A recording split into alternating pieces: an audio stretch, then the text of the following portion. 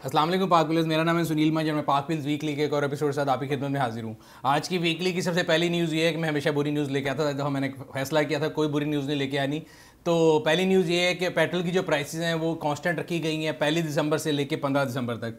काफ़ी न्यूज़ आ रही थी मार्केट में कि शायद जो फाइनेंस मिनिस्टर हैं उन्होंने इस बात पे हिंट किया था कि 4 रुपये 3 रुपये लेवी जो है वो बढ़ाई जाएगी, जो पेट्रोलियम लेवी होती है, और लोगों का ख्याल था कि प्राइस बढ़ेगी।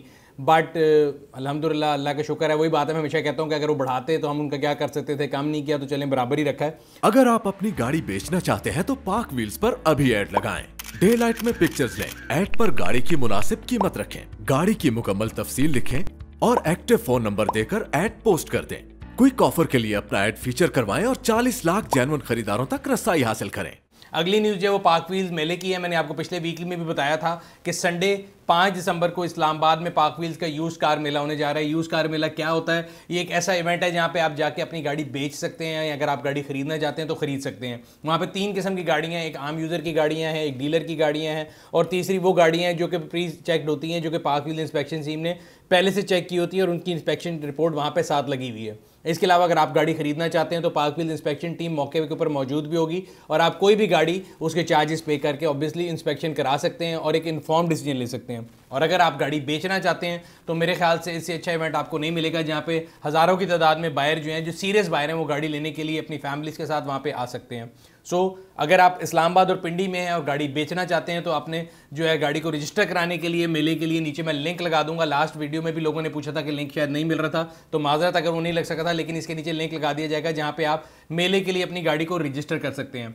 दूसरा सवाल लोगों का ये होता है कि जी हमने अगर मेले के अंदर आना है तो उसकी कोई टिकट है या कोई एंट्री है? तो ये टोटली फ्री इवेंट होता है, कोई एंट्री या कोई टिकट नहीं है उन लोगों के लिए जो कि गाड़ी खरीदने के लिए, देखने के लिए आना चाहते हैं। यस, अगर आपने गाड़ी डिस्प्ले पे खड़ी करनी है तो उसके लिए रजिस्ट्रेशन का प्रोसेस है, उसके लिए नीचे लिंक लगा दिया गया है।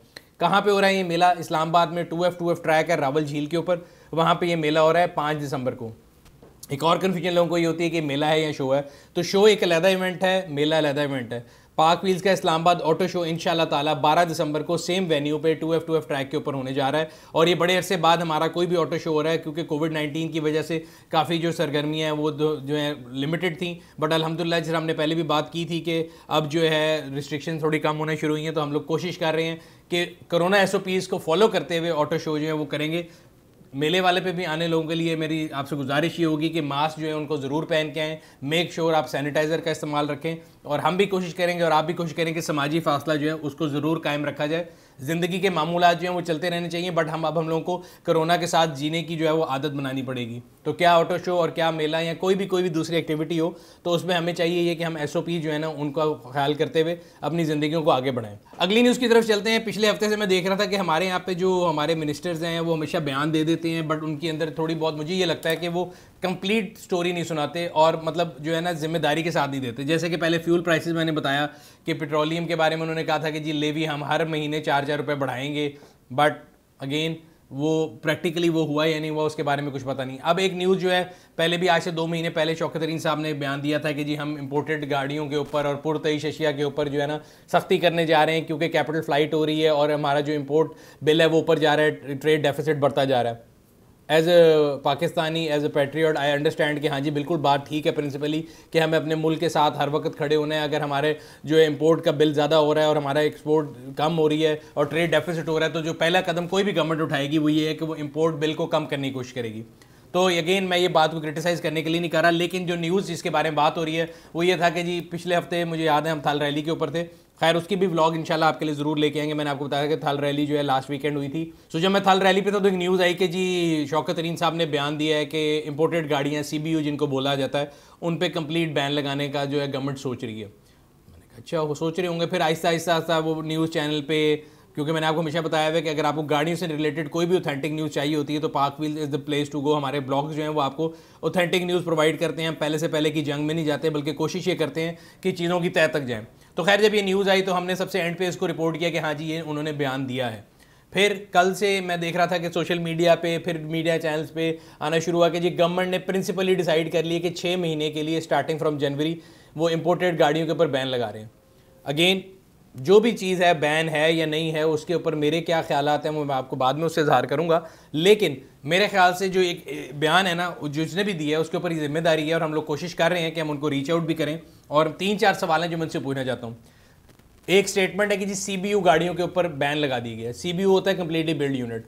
CBU यूज भी हो सकती है, न्यू भी हो सकती है। मतलब जितनी एक्सपर्ट को जो गाड़ियों की फैसिलिटी हासिल है जिस पे गाड़ी आती है, हम देखते हैं जापानी गाड़ियाँ यूज आती हैं, क्या वो भी बैन की जाएंगी या खाली 0 मीटर की जाएंगी? पहला सवाल तो ये है। 0 मीटर में भी फिर आगे 2 किस्म की डेफिनेशन आती हैं। एक वो कंपनी है जो कि पाकिस्तान में ग्रीनफील्ड स्टेटस के ऊपर यहाँ पे प्लांट लगाना चाहती हैं या लगा के बैठी हैं और उनके कई यूनिट ऐसे हैं जो CBU आते हैं, जैसे कि MG है, उन्होंने भी प्लांट लगाया नहीं बट उनकी गाड़ियाँ सारी CBU आई हैं और वो इम्पोर्ट कर रहे हैं और वो लॉन्ग टर्म में यहाँ प्लांट लगाना चाहते हैं। अगर हम बात करें साजगार की, उनकी हवाले 6 आई है या जूलियन आई है, उनका भी यहाँ पे कोई प्लांट उस तरह से एग्जिस्ट नहीं करता बट वो पाकिस्तान में उसकी प्रोडक्शन करना चाहते हैं। इसी तरह अगर हम देखें तो काफ़ी टोयोटा की लाइनअप में टोयोटा क्रॉस जो है वो CBU यूनिट है। टोयोटा जो इंडस है पाकिस्तान में कई सालों से, लेकिन उनका भी एक CBU लाइनअप है जिसके अंदर क्रॉस है, कैमरी है, क्रूज़र है, इस तरह की डिफरेंट प्रोडक्ट्स हैं। अगर हम किया की बात करें तो किया का ग्रैंड कार्निवल जो है वो CBU आता है। तो इस तरह सारी कंपनियों के पास CBU प्रोडक्ट की लाइनअप भी मौजूद है। बट कई ऐसी कंपनियां जो टोटली राय CBU पे करते हैं, जैसे शाहनवाज हो गया, ऑडी हो गई या दीवान हो गया। तो ये भी क्लैरिफाई करना चाहिए कि क्या वो बैन यूज न्यू पे है? पहला सवाल तो ये था, न्यू या यूज पे। अगर न्यू पे है खाली तो क्या वो सिर्फ उनके लिए है कि जो ग्रीन फील्ड पे है कि अक्रॉस ब्लैंकेट है? ब्लैंकेट है इसका मतलब ये कि दीवान और शाहनवाज और Audi they are totally out of business because इनके पास कोई लोकल प्रोडक्शन या लोकल लाइनअप नहीं है। मैं ये नहीं कह रहा कि नहीं लगाना चाहिए, वो एक अलहदा बात है, उसके ऊपर किसी दिन अलहदा बात करेंगे। सो ये क्लियर नहीं है। तीसरी चीज़ ये नहीं क्लियर कि अभी हम देख रहे थे कि पाकिस्तान के अंदर भी दुनिया में भी इलेक्ट्रिक गाड़ियों के बारे में बड़ी बात हो रही थी, लेकिन हमारी ऑटो पॉलिसी में सबसे ज़्यादा जोर जो है गवर्नमेंट का इलेक्ट्रिक पे था। तो अगर आप CBU गाड़ी के ऊपर बैन लगाते हैं तो पाकिस्तान में तो कोई भी इलेक्ट्रिक गाड़ी नहीं बनती और जितनी भी गाड़ियाँ इलेक्ट्रिक आ रही हैं वो सारी CBU हैं। तो उनका क्या फेट होगा? क्या इलेक्ट्रिक गाड़ियाँ इस बैन से मुस्तस्ना होंगी? अगर तो होंगी तो फिर कैसे होंगी? अगर नहीं होंगी तो जो ऑलरेडी गाड़ियाँ लोगों ने बुक कराई हुई हैं और शाहनवाज पे जाके इलेक्ट्रिक S क्लास कराई हुई हैं, BM के पास इलेक्ट्रिक गाड़ी है वो कराई हुई हैं, या ऑडी के पास जाके e-tron या e-tron GT बुक कराई हुई हैं, उनकी क्या फेट होगी? अक्सर लोगों ने हमसे पूछा जी हमारी गाड़ी का क्या बनेगा? तो मैंने कहा जी मैं तो नहीं कह सकता, ना मैंने ये बयान दिया है, जिन्होंने दिया उनसे पूछते हैं। तो हम लोग कोशिश कर रहे हैं उनको रीच आउट करने की और हमारे ब्लॉग में भी आपको ये सारे जो सवाल हैं उठाए गए हैं और जो ही हमें इसके जवाब मिलेंगे तो हम आपको इसके बारे में ज़रूर बताएंगे। लेकिन अभी तक मैं आपको बता दूं कि ये एक जिसे कहते हैं ना कि बड़क ज़रूर है, सुल्तान रही वाली स्टेटमेंट ज़रूर है, अभी प्रैक्टिकली कोई बैन लगा नहीं है। So as of till date कोई भी इंपोर्टेड CBU गाड़ी जो अगर आज की बात करें तो पाकिस्तान के लॉ के मुताबिक वो बिल्कुल क्लियर हो सकती है, लीगल है, उसको इम्पोर्ट करना भी आज की डेट में लीगल है। आगे क्या होता है उसको आपसे ज़रूर शेयर करें। लास्ट वीकली में मैंने आपको बताया था कि आखिरी जो है ना 5 गाड़ियों की प्राइस इंक्रीज़ का वो चंगान की तरफ से आया था और बड़ा हैवी प्राइस इंक्रीज़ थी, 2,75,000 अक्रॉस ऑल द वेरिएंट। और जब ये बात हो रही हो तो मोटरसाइकिल वाले कैसे पीछे रह सकते हैं? और मोटरसाइकिल गाए बगाए है, बल्कि पिछले कई सालों में अगर देखा जाए तो अगर ग्राफ बनाए तो मेरा ख्याल है वो एक स्टीप कर्व बनेगा। और मोटरसाइकिल की प्राइसेस सुजुकी ने भी बढ़ा दी हैं, यामाहा ने भी बढ़ा दी हैं। उम्मीद करते हैं कि आने वाले दिनों में और कंपनियां भी बढ़ाती जाएंगी, अपना हिस्सा इस कार खैर में डालेंगी। और हम अगेन पॉइंट उठाते रहते हैं कि गवर्नमेंट हो या कोई भी इदारा हो या आवाम हो, लोग बड़ा शोर डालते हैं जी गाड़ी महंगी होगी, गाड़ी महंगी होगी, ऑटो बड़े महंगे हो गए। और जितना गुस्सा या नज़ला है वो ऑटो मैन्युफैक्चरर का जब भी नाम आता है तो गाड़ियों वाले को उतरता है। मोटरसाइकिल वाले मेरा ख्याल है यहाँ तो कोई ख़ास करीबी रिश्तेदार हैं हमारे, या हमारे को पता नहीं ऐसे बच्चे हैं जो स्टार प्लेयर हैं जिनको हम कुछ नहीं कह सकते, बिकॉज मोटरसाइकिल जो है वो एक आम आवाम की सवारी है। और मैं जितना इस पर जो कहते हैं ना स्ट्रेस करूँ उतना कम है कि ये हर 2 महीने बाद एवरी मोटरसाइकिल की प्राइस बढ़ रही है डॉलर प्राइस इंक्रीज़ के नाम पे, और 1 साल के अंदर कम से कम 7 दफ़ा प्राइसेस बढ़ चुकी हैं तमाम कंपनी की। तो मेरे ख्याल से अगर कोई अरबाब इख्तियार में जागा हुआ है और वो फेसबुक से बाहर निकल आए और वो तरक्की इसको कहे कि जी मोटरसाइकिलें ज़्यादा बिक रही हैं, प्रैक्टिकली जाके देखें तो गरीब आवाम जो है ना वो पिस रही है और जो उनके लिए इस्तेमाल की जो चीज़ है ना 2 व्हीलर्स को कहते हैं वो उनकी रीच से बाहर हो गई है। बाकी मोटरसाइकिल की सेल इंक्रीज़ करना इसका ये मतलब नहीं कि आवाम बहुत ज़्यादा अमीर हो गई है, बहुत ज़्यादा उनको पैसे आ गए हैं। पाकिस्तान में कई ऐसे बिजनेसेस शुरू हो गए हैं, ऐसे कारोबार शुरू हैं जिनमें मोटरसाइकिल की खपत है, जैसे कि डिलीवरी कंपनीज आ गई हैं, बहुत सी ऐसी राइड हेलिंग सर्विसेज आ गई हैं जिनमें मोटरसाइकिल यूज़ हो रहे हैं। तो इनका कहीं ये मतलब नहीं कि डोमेस्टिक यूज़र जो आम अपने घर में रह रहा है उसकी कोई ज़िंदगी बेहतर हो गई है या वो महंगी मोटरसाइकिल से बड़ा खुश है। तो मेरे ख्याल से जो भी लोग हैं जो इसके लिए ज़िम्मेदार हैं उनको चाहिए कि वो जागें और जाके देखें कि पाकिस्तान के अंदर एक आम आवाम की जो सवारी है मोटरसाइकिल है और उसकी प्राइसेस जो दिन ब दिन बढ़ती जा रही हैं, साथ इसके कि उसमें कोई टेक्नोलॉजी का इजाफा नहीं है, कोई सिक्योरिटी नहीं है, कोई सेफ्टी नहीं है, बल्कि आज से 30 साल पुरानी टेक्नोलॉजी वही आज तक आ रही है, सिर्फ स्टिकर चेंज करके मॉडल चेंज किया जाता है, तो इसके ऊपर नोटिस जरूर लेना चाहिए। अगली न्यूज़ ये कि ग्लोबली जो है सुजुकी ऑल्टो की 9th जनरेशन की तस्वीरें लीक हुई हैं। अच्छा, पाकिस्तान में मैं देखता हूँ कि जब भी कोई तस्वीरें लीक होती हैं तो कंपनी बड़े गुस्से में आ जाती हैं और कंपनियां बड़ा माइंड करती हैं। मुझे तो नज़र आता है कि ग्लोबली एक मार्केटिंग टैक्टिक है, और जब भी किसी गाड़ी की तस्वीरें लीक होती हैं तो उसकी वायरलिटी भी ज़्यादा होती है, वो लोगों तक बात भी ज़्यादा करती है। और मतलब मुझे कोई ना तो ऑल्टो से कोई लगाव है, ना मुझे ऑल्टो में कोई इंटरेस्ट था, बट क्योंकि जब उसकी तस्वीरें लीक हुई तो मैंने भी देखी और मुझे कोई खास, अगेन मैं बता रहा हूँ, कोई इंटरेस्ट नहीं, बट अगेन एक न्यूज़ जो है पूरी दुनिया में गर्दिश कर रही है। काफ़ी लोगों का ये सवाल था। फिर अगला सवाल लोगों का मेरे से ये था कि जी पाकिस्तान में ये आएगी कि नहीं आएगी, तो उसमें मेरा वर्डिक्ट बड़ा क्लियर है कि नहीं आएगी अभी, बिकॉज अभी अगर देखा जाए तो सुजुकी की जो स्टार प्रोडक्ट है वो भी ऑल्टो है, and they are struggling with their suppliers. उनकी जो बुकिंग है वो भी बंद है, उनके पार्ट्स का भी कोई इशू चल रहा था। तो मेरा नहीं ख्याल कि पाकिस्तान में आपको ये जनरेशन बड़ी कुछ जल्द देखने में मिलेगी। वैसे भी पाकिस्तानी अवाम जो है पुरानी जनरेशन की गाड़ियों से बहुत खुश होती है। जैसे कि हमने देखा है होंडा सिटी जो है वो एक पुरानी जनरेशन है, और मैं आजकल सोशल मीडिया पे देख रहा हूँ कि एक सोशल मीडिया की पावर को यूज़ करके एक फॉल्स वो बनाया जा रहा है इमेज के, शायद कि लोगों को बड़ी पसंद आई है। मेरे ख्याल से तो मैंने अभी तक अगर सड़कों पर देखे ना तो मुझे होंडा सिटी नज़र आई है, ना मुझे किया की स्टॉनिक नज़र आई है। ये तमाम गाड़ियाँ अगर सोशल मीडिया पे देखी जाए तो बहुत कामयाब हैं। प्रैक्टिकल लाइफ में मुझे नहीं नज़र आता कि जहाँ तो देखें, सिंपल एक जो पैरामीटर है ना गाड़ी की कामयाबी का, एक तो वो आपको यूज़र बताता है, दूसरा गाड़ी की सड़क पे जो है प्रेजेंस वो बता सकती है। अगर मैं किया की बात करूँ तो किया स्पोर्टेज कामयाबी उसकी जो है वो सड़क पर नज़र आती है कि आपको हर अगली गाड़ी किया स्पोर्टेज नज़र आती है। किया स्टॉनिक जिस दिन लॉन्च हुई थी उस दिन बड़ा शो डाला गया था कि जी 1 महीने के अंदर बुकिंग मिलेगी, गाड़ी मिलेगी, और लोगों ने कहा जी बड़ी अच्छी बात है। बट 2 दिन बाद ही पता लगा कि जी वो इतनी ज़्यादा बिक गई है कि 3 महीने पे चली गई है उसकी ना बुकिंग। और मैं पार्कवीज का ब्लॉग भी पढ़ रहा था। लेकिन मेरा सवाल ये कि वो जो 1 महीने की बुकिंग वाली गाड़ियाँ थी वो कहाँ हैं? मुझे तो आज तक सड़क पे कोई स्टॉनिक नज़र नहीं आई। So I think it's about time कि कंपनीज जो हैं वो रियलिटी को भी फेस करें, और मार्केट की जो रियलिटी है वो बड़ी जल्दी एविडेंट हो जाती है सोशल मीडिया के ऊपर, या सोशल मीडिया पे बजट लगा के आप उसके पीछे ज़्यादा देर छुप नहीं सकते। सो खैर, इन दोनों गाड़ियों का रिव्यू हम इंशाल्लाह ज़रूर आपके लिए लेके आएंगे। जो ही हमें ये गाड़ियाँ मुझसे आती हैं, ये गाड़ियाँ मिलना बड़ा मुश्किल काम है। होंडा सिटी जो है वो भी अवेलेबल नहीं होती, और किया स्टॉनिक भी अभी अवेलेबल नहीं थी। तो जो ही वो अवेलेबल होंगी इंशाल्लाह ताला आपके लिए उसका रिव्यू बना के लाएंगे। एक और रिव्यू जिसका बहुत ज़्यादा लोगों को इंतजार था कि सोनाटा का रिव्यू नहीं आ रहा, सोनाटा का रिव्यू नहीं आ रहा, तो वो इंशाल्लाह ताला आपको आने वाले 10-15 दिन के अंदर आपके लिए वो भी लाइव हो जाएगा। और अपकमिंग जो रिव्यूज़ हैं उसमें टोयोटा क्रॉस का रिव्यू काफ़ी लॉन्ग टाइम वेटेड था। हमने उसका फर्स्ट लुक तो किया था, डिटेल रिव्यू नहीं किया था एक्सपर्ट, वो भी इंशाल्लाह ताला आपको 1-2 दिनों के अंदर लाइव मिल जाएगा। तो ये मैंने आपसे वादा किया था कि मैं आप लोगों को बताता रहूँगा कि कौन से रिव्यू आने वाले हैं या कौन से अंडर प्रोसेस हैं। तो ये तो होगी उनकी बात। नई गाड़ी की जो प्राइसेस हैं वो हर रोज़ बढ़ती जा रही हैं, और गाड़ियों का जो वेट टाइम है वो भी बहुत ज़्यादा बढ़ता जा रहा है। इसके लिए हमेशा आपको लोग बताता हूँ कि एक मुतवस्सित तबके का आदमी या एक वाइट कॉलर जॉब करने वाला आदमी जो है उसकी रीच में नई गाड़ी तो नहीं आ सकती।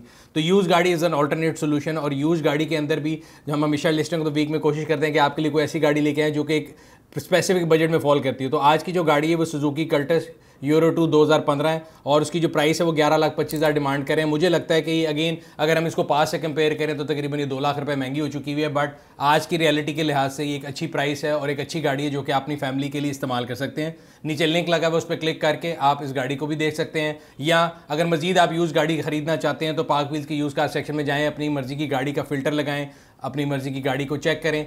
याद रहे यूज़ गाड़ी खरीदने से पहले पार्क व्हील्स इंस्पेक्शन सर्विस ज़रूर कॉल करें, जो कि 200+ पॉइंट के ऊपर आपको गाड़ी का कंप्लीट चेकअप प्रोवाइड करती है। इंस्पेक्शन सर्विस कॉल करने के लिए 2 तरीके हैं, या तो आप हमारे टोल फ्री नंबर 042111943357 पे कॉल कर सकते हैं, या फिर iOS एंड्रॉइड के ऊपर हमारी ऐप को डाउनलोड करके वहाँ से भी इंस्पेक्शन कॉल कर सकते हैं। एंड पे पब्लिक सर्विस मैसेज की तरफ चलते हैं। आज के पब्लिक सर्विस मैसेज जो थोड़ा डिफरेंट है, और वो आवाम के लिए नहीं है, खवास के लिए, ख़ासतौर पर वो लोग जो हमें रूल करते हैं। और मैसेज का मकसद ये है कि हम बताएं कि हमारी आंखें खुली हुई हैं, और अब वो ज़माना नहीं है कि जब 80s में था कि जी आप किसी को भी दबा लेंगे। सोशल मीडिया का दौर है, बात भी ऊपर जाती है और आवाज़ भी ऊपर जाती है। सो आपके सामने स्क्रीन पे आ रही होगी कि पंजाब गवर्नमेंट का एक प्रोजेक्ट है जो कि बड़ा, जिसके ऊपर शो डाला गया था कि जी फिरदौस मार्केट अंडरपास बन रहा है, और जो है सिग्नेचर प्रोजेक्ट है। और उससे पहले अगर आप देखें तो तख्ती और पता नहीं मकबरा सारा कुछ बनाया गया, जिसके ऊपर सब ने ये लिखा कि जी हमने बड़ा इफ्तिताह किया और बड़ा कोई तीर मारा है। इस सड़क से मैं रोज़ गुजरता हूँ और आपको वीडियो में नज़र आ सकता होगा सड़क के ऊपर कितने बम्प्स हैं। इसी बम्प्स के राइट के ऊपर एक इमारत बनने जा रही है, और आपके सामने स्क्रीन पे आ रही होगी, कर्टेसी ऑफ 24 न्यूज़ है, कोई चैनल की जो है फुटेज है, जो मैं कल देख रहा था टीवी पे, कि 1,85,00,000 रुपए से इसके ऊपर ईंटों का एक स्ट्रक्चर बनाया जा रहा है। सो मेरा सवाल ये कि भाई आप जहाँ पे आपको काम करने की ज़रूरत है उधर काम करें। अगर इस अंडरपास के ऊपर ये जो आप बना रहे हैं यादगार ये नहीं भी बनेगी, बट सड़क बनी होगी जिस पे लोग आराम से ट्रैवल कर सकते हैं। इस सड़क के ऊपर मैं आपको लिटरली बता सकता हूँ, मैंने मोटरसाइकिल वाले गाड़ी गिरते देखे हैं, मैंने इस गाड़ियों के पहिए फटते देखे हैं, क्योंकि मैं रोज़ यहाँ से गुजरता हूँ। तो आप 2 करोड़ रुपए उसकी तज़ीनो आराइश पे लगा रहे हैं, जो कि चीज़ आपने सही नहीं बनाई। तो मेरे ख्याल से ये कर लेना या इस तरह की जो तशहीरी मुहिम है उसके ऊपर पैसे ज़ाया करने से बेहतर ही है कि अवाम की फलाह व बहबूद के लिए जहाँ पैसे लगने चाहिए वहाँ लगाएं।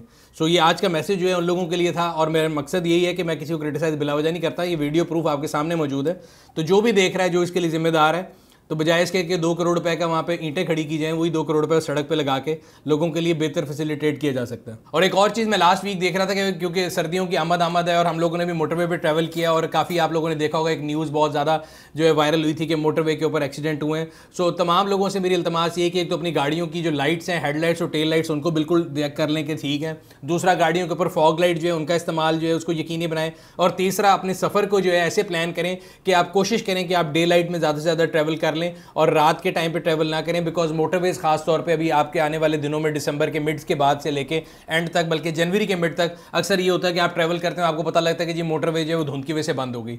तो कोशिश ये करें कि अपने जर्नी को ऐसा प्लान करें कि आप या तो उसके आवर्स जो हैं वो डे आवर्स में रखें, या फिर जब आप जर्नी करनी हो तो उससे पहले मोटरवे के जो नंबर्स हैं उनके ऊपर कॉल करके आप चेक कर लें, ताकि आपको परेशानी का सामना ना हो। ये था आज का वीकली, उम्मीद करते हैं आपको पसंद आया होगा। अगर आपने अभी तक हमारे यूट्यूब चैनल को सब्सक्राइब नहीं किया, सब्सक्राइब करें, बेल आइकॉन पर क्लिक करें, ताकि आपको आने वाली वीडियो के बारे में नोटिफिकेशन मिलता रहे। आपसे अगले हफ्ते फिर मुलाकात होगी, तब तक अपना और अपने गिरद वालों का ख्याल रखिएगा। शुक्रिया।